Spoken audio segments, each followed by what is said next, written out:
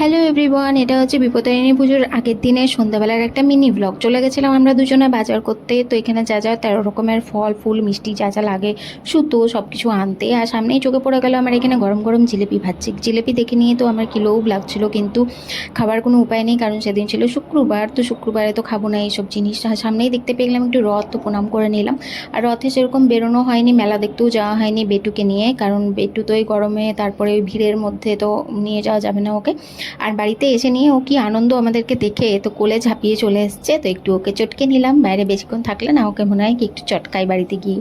তো আমি একটু বাড়িতে এসে নিয়ে চা করে নিলাম, কারণ বাইরের চাগুলো না এখানে এত বাজে আজকাল চা বানায়, তো আমার খেতে একদমই ইচ্ছে করে না। বর খেয়ে এসছে বাইরে থেকে চা, কিন্তু আমি বাড়িতে এসে নিয়ে চা করে নিলাম। আর এদিকে বেটুকে মা, এদিকে মাতে আর ওতে দুজনা মিলে ওকে ভুলিয়ে ভুলিয়ে খাবার খাওয়ায় রাতের খাবারটা। আর আমি নিজের এখানে পরোটা বানিয়ে নিয়েছি, কারণ সেদিন ছিল আবার 12, কারণ নিরামিষ। তো সুজি বানিয়েছিলাম, পরোটা, আর ছিল ঘি করলা ভাজা। তো চলো টাটা।